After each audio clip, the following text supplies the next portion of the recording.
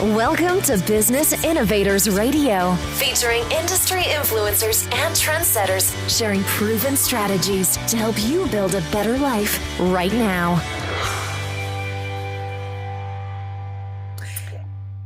Hello. Welcome, Simone, to Women's Hashtag Choose the Challenge with Simone Rivers.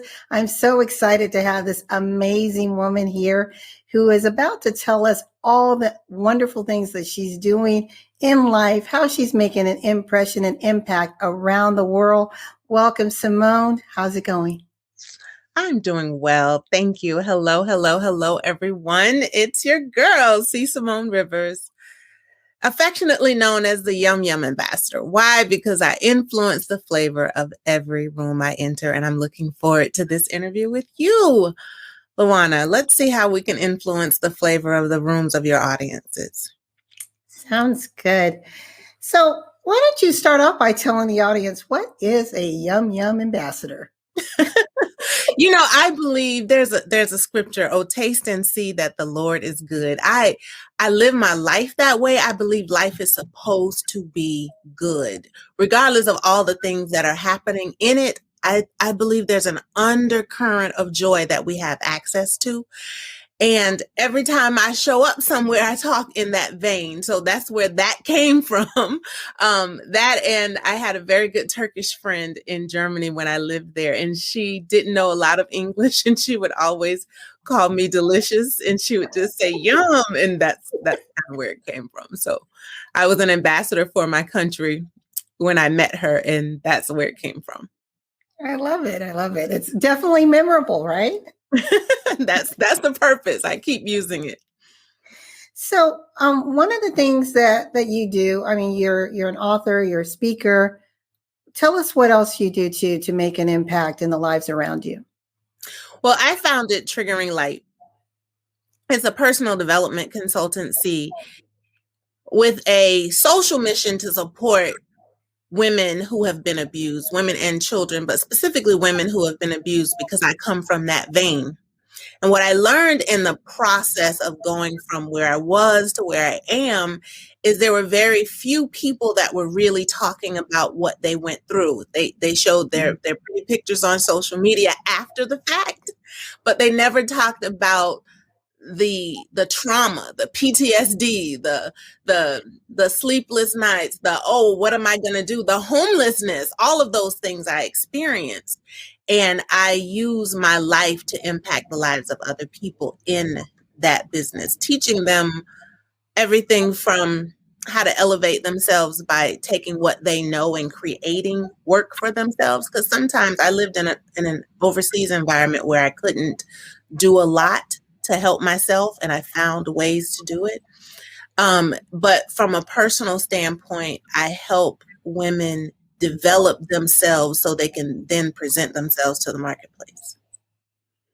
That's beautiful, because sometimes when we're going through a journey or transition, we don't know what we don't know. We don't know where to turn, and to have individuals who are guiding and may have experienced what we've experienced, maybe a little differently, but it's still knowing that, you're like this sojourner truth, I'm going to show you the way, right? Absolutely. I love her, by the way. I love her. I feel like if I had just met one person who was willing to tell me the truth about their experience, not the shiny bits, because I had all the shiny bits. No one knew what I was going through at home, but I put on a mask so no one had to know. But at the end of it, I tried to commit suicide.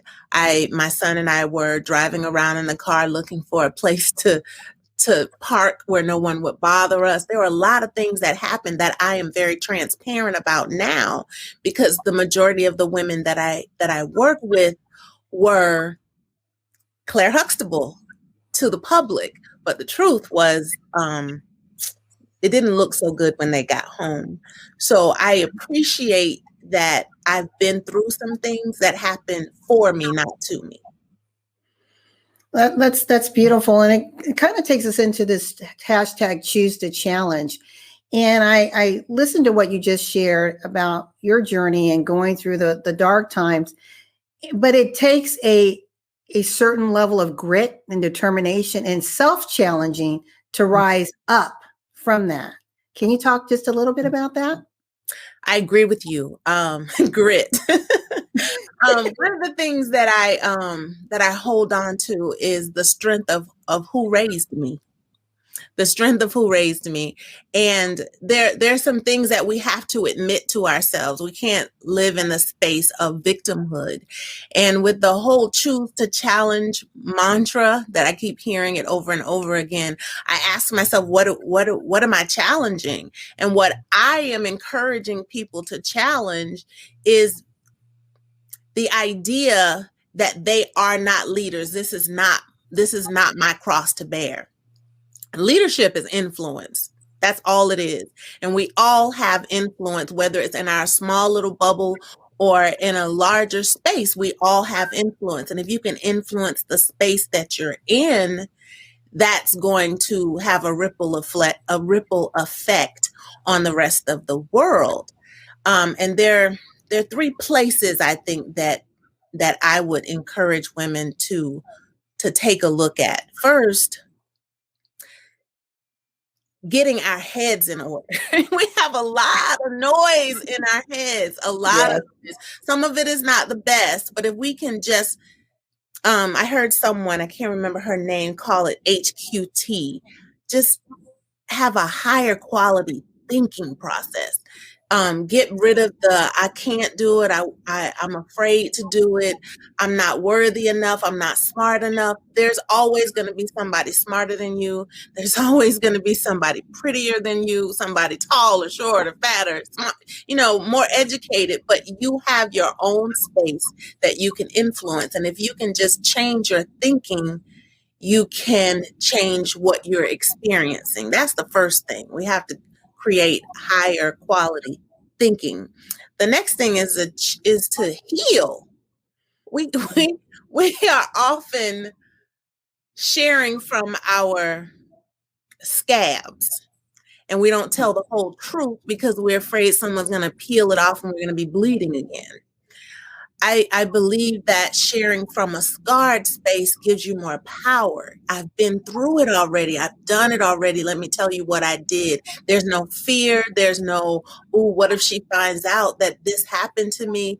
There's a lot of that I find amongst women when they're just not being completely truthful about what they're going through or what they've been through. So the second thing I'd say is to heal, and healing helps you become the leader that this world is aching for. I believe the world is aching for a new kind of leader, one with compassion.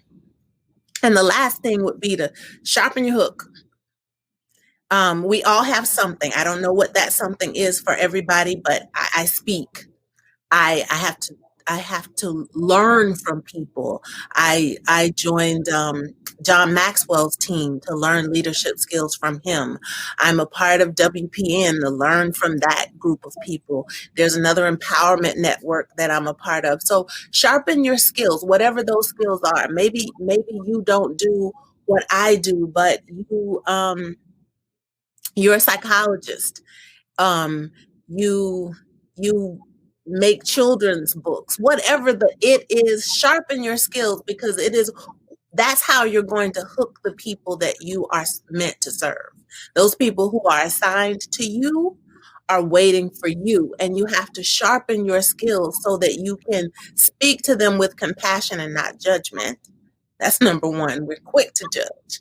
Speak to them with compassion and not judgment, and bring them in. And you will find that whatever it is you have to say, people will listen. You just have to speak it in a way that they are receptive.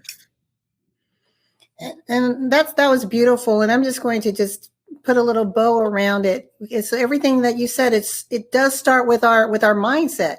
Mm-hmm. So we have that stinking thinking, those limited beliefs that sometimes are buried so deep we don't even realize they're there. It's that subconscious triggers. And by peeling back the onion, we may not want to go there, but when we slowly peel back and reveal the truth, then, as you said, now we can heal. Now we've identified the pain, the source of the pain, getting to a point where we can forgive, especially forgiving ourselves. And then once we're there, we're now whole. And like you said, now you can start to expand. You can become bigger and better by strengthening those skill sets and positioning yourself to reach and teach and touch the lives that were only meant for you to touch. And we have people that are assigned to feast at our table. And if we don't show up in our authentic selves, they die hungry and they're waiting for what we have to say. And all of us have a story. All of us. I love that. That was beautifully said. Thank you. So let's talk about it's Women's History Month. And we put a lot of effort and energy in the month of March. And then it kind of dies away. We as women aren't really talking about it. But in March, we were busy waving our banners. I mean, this is what we're doing right now. But my question to you, how do we create a continuum in this conversation where we are elevating the consciousness of us as women, not only celebrating ourselves historically, but what we're doing now, preparing the future generation to stand on our shoulders? I'm not sure when Women's History Month became a thing. I don't know that date, but just like Black History Month and Asian Pacific History Month, or I appreciate the banner that's flying or that's flown, but if nothing gets done after we stop talking, it really has no purpose to me. So I am a woman, and there's a statement I heard recently about making history, not forgetting history, but making history. And of course, we had some women make history this year. I think it's important to recognize that you have something to do, to say, to teach on a daily basis. So just like Black History Month isn't just in the month of February, we need to talk about who we are, what we've done, what we're doing all the time. So as women, I think that I appreciate the moniker that we've been given. It's Women's History Month. Let's do this, let's do that, where people are pouring in accolades and money, hopefully, to do some things to change things. But individually, I think it's something that we have to do on a daily basis. Like my son asked me a little while ago, what are we going to do for Mother's Day this year? And I said, today is Mother's Day. What are we doing today? I am your mother every day. Do you know what I mean? What are you doing today? Don't wait until next year. Oh, what is our theme going to be next year? And we put all of this effort around that. But I choose to challenge that idea that it's only a month. That's what I choose to challenge. The inequity of the matriarchal part of our balance not being elevated all the time. I love that. So now that takes us into where we stand. 101 years ago, women in the U.S. received the right to vote. And the National Association of Women said they wanted to continue this into 2021, the focus and the celebration of the suffrage movement. But we know that white women received the right to vote in 1920. Asian women in 1954, blacks during the Voter Rights Act, 1964. And then I was really shocked to see that Native Americans, as far as having it seen that you couldn't have discriminatory voting practices applied against them, this was in 1980. And what we don't talk about, we celebrate the movement, the suffrage movement, but we forget that African American, Asian American, Native American women were girding up that. So what I want to ask you, in knowing that truth, not getting political, but yet we know in order to advance change, it is tied to politics. It's tied to guidelines, state, local, federal level. How can we as women use our voices to really fuel the fire of change? First of all, I'm taken aback a bit by the data that you just shared. Knowing that I'm 53 years old, just 3 years before I was born, my mother was voting. That takes me somewhere in my heart and in my mind. What can we do to promote policy? Well, I think one thing, and you said you didn't want to move it towards a political realm, but it's necessary in a way, because that's where the policies are set. I think it's important that we not be still, that we do use our voices to say this isn't good enough. And what is it? The squeaky wheel gets the oil. Mm-hmm. And oftentimes as women, we are quiet. We're taught in order to be a proper woman, you have to be still and you have to be quiet. I was taught that as a kid, but it's not. And then when we get loud, I'm now the angry Black woman, or when I voice my opinion now, oh, you're rather angry. What's making you so upset? Well, I think that it's important that we not take on the emotion of what people give us, and we speak the truth. Whatever your truth is, we just speak the truth as loudly as we can. What was it? I will not be silenced. I will not be silenced. My voice has purpose. I will not be silenced. I might be quiet, but I will not be silenced. Being quiet is my choice. Being silenced is someone closing my mouth. I might be quiet. Be careful though when I'm quiet. I won't be silent. And that's such a powerful statement, and I hope those that are listening hear that. And one thing I loved is with Shirley Chisholm, she stated that when they don't offer you a seat at the table, you bring your own chair. And we have to challenge the systems, the norms that are out there if we truly want to see change. Sometimes we say, oh, I want to change the world, right? But change first starts within, and then it ripples. So if you could change, like you said, you're a mother of a son.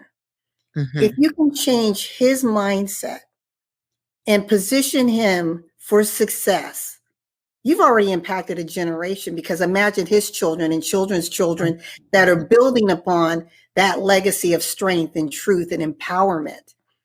And so I think that as women, it's really important that we pause and say, what can we do right where we stand first? Right. And then start uniting our voices and our actions to create a greater world for humanity at large.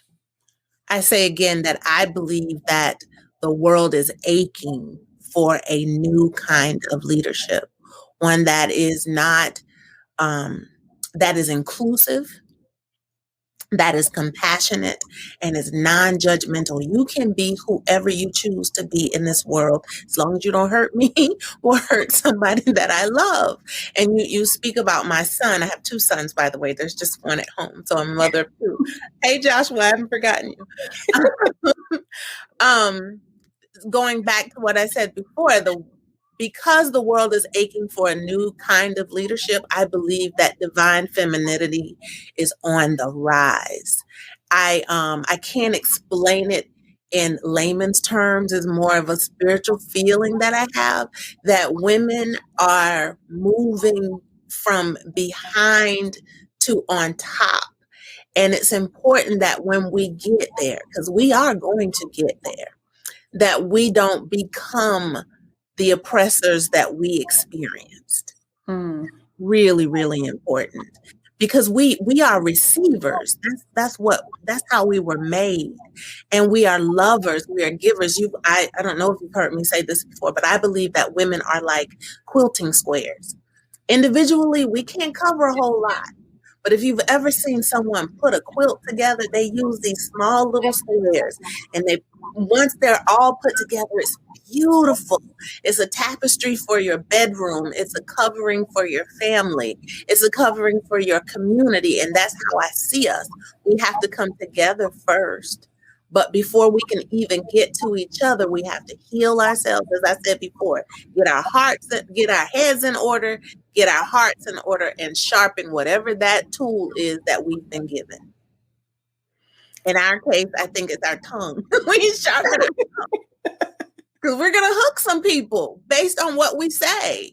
And some of those hooks aren't going to leave. They're going to leave the fish still. We want them to stay alive. You know how you go fish, you throw them back. We want them to stay alive. We don't want to, we don't want people to be afraid of our voice. Yes. Well, the last question I have for you is, what woman that you knew personally most influenced you in your life and still impresses upon you today? Well, I can't think of no other woman but my mother. I think you knew I'd say that. My mother passed away on November 23rd of last year. And she remains the largest influence in my life. I have seen her. My mother had a 6th grade education. Let me start there. My mother had a 6th grade education, and she remains the smartest woman I have ever known. She owned her home. That was important to her. I don't know why. She never explained it, but that was important to her, to own her home. There were times in my childhood that when we grew up in very humble means, with very humble means, but my mother sacrificed. She sent me to a private school. We didn't have running water and electricity sometimes, but she sent me to a private school. Why did she do that? I asked her when I was in my early 30s, and she said, I just knew that if I could help you understand that culture, you were going to help your own culture. Those weren't her words, but that's me sharpening my tongue. That's me sharpening my tongue. And I just appreciate all that she did for me. I didn't know my grandparents. My mother had me late in life. I never met my grandparents. My children got to know her. And every time she saw my son, she'd say, "Oh man, I need you to take care of your mama." When he was born, she said, "This boy has been here before," and she's called him Old Man Rivers ever since. And to hear her just pour into my kids, you know, a man should do this and a man should do that. And yes, ma'am. Yes, grandma. Yes, ma'am. Her influence impacts not just my life. My oldest son is married now. It's impacting his life, his wife's life. I appreciate that she taught me how to do it on my own. I didn't intend to do it on my own. My father died when I was 4 years old, and my mother raised all of us on her own. She did a pretty good job. And that's what I meant by leadership is influence. Nothing more than that. It's just influence. And her influence over our lives impacted the lives of 6 different families. Those 6 different families grow out to more families. So if we can just focus on that one little space, and that's what she would say, baby girl, is not about what you learned. Because I think I've achieved a level of education higher than anyone else in my family. But she would say all the time, baby girl, it's not what you know and what you've learned. It's what you're going to do with it. And I think about that all the time. What am I going to do with it? What am I going to do with it? What is it that you know that you're not using to help yourself and somebody else? I refuse to cry, LaWanna. You're not going to do that to me. No, I'm not going to make you cry. I'm just thinking. I'm thinking about all the things she said to me, and there are a lot. There are a lot of things that I still hold on to and I still hold dear. You talk about Women's History Month. That's a woman that made history. Well, I know in the short time that I've known you, I don't think that we've had a conversation where you didn't bring your mother up. So it's definitely just a testimony to her beautiful legacy and how she lives on in you. And like you said, she's a ripple. She's touched so many lives, so many lives. And I don't believe that's true for just my mother. You know, I'm putting together a compilation book called My Mama Said, because all I can hear is my mama said this, my mama said that. And the funny thing is, Luana, I have never said mama publicly. Like, I had a problem with that. Only my mother heard me say mama, but I did call her mama. My kids don't call me mama. I had this issue, this whole Southern thing that I didn't like about that. But lately, since she passed away, I hear myself say it over and over again. Well, my mama said, my son just the other day, he's a senior in high school. He made an A on a physics exam. And he said, he was proud of himself. He was so proud of himself. And I looked at him, I said, my mama said, don't break your arm trying to pat yourself on the back. And it just came up. So regardless, that's what I mean by we have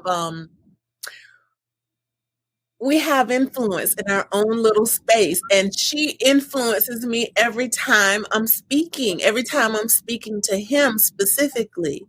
But what I learned recently was in doing different calls and talking to different women about being a part of this compilation project, not everybody had a mom like mine. Not everybody had the same kind of experience with their mother. And I found myself helping women through some trauma in those calls. But what I want to say is that every woman that has had the opportunity to be a mother, she did the best she could with what she had. And I promise you, she taught you something, even if she taught you who not to be. She taught you something. And I believe she deserves honor. Beautifully said. I can't believe we're already out of time. This has been great. It's been wonderful having you. I'm going to let you give one last word to those that are listening. What do you want them to take away?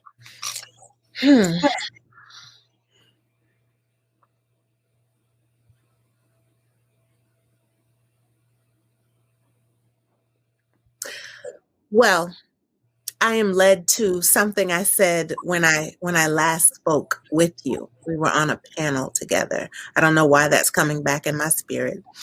Again, it's something that my mama said. I told you we grew up very poor, and we were all overweight though. We had a lot of food. We always had food. Isn't that interesting? That is so interesting. She fed the whole neighborhood. And that's why this is coming up for me. Sometimes there's an old adage about these two tribes who were born without elbows. So their arms did not bend. One tribe, they died off because they couldn't feed themselves. Try to feed yourself without bending your arm. You can't do it. And another tribe, they built schools and had businesses, and they grew. They advanced, they evolved. That's the word I'm looking for.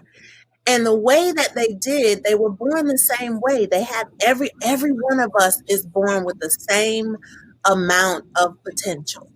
But this specific tribe, they didn't have the elbows, but they learned to feed each other. I'm trying to put my arm towards you. They learned to feed each other. And that's how they thrived. And I think it's really important. There were days when I would wake up and there would be a strange boy on my couch. And I say, Mama, who is that? And she'd say, this young man's parents told him they couldn't stay with them anymore. I'm going to let him stay here for a little while until he figures it out. Maybe someday you'll be somewhere and somebody will take care of my baby. That was the kind of person she was. And I want to encourage people to be compassionate and do more to help others with the little bit you have, because she had just a little bit. But she had a big heart. Mm-hmm. And it makes me, there's a song called, it was by Danny Bell called Ordinary People. And one of the lines says, little becomes much when you place it in the master's hand. And that's what was going through my mind when you were just giving that story and talking about your mom. So with that, Simone, thank you so very much for joining us. Thank you for having to our me. listening audience, this has been Women's History Month. Hashtag Choose to Challenge.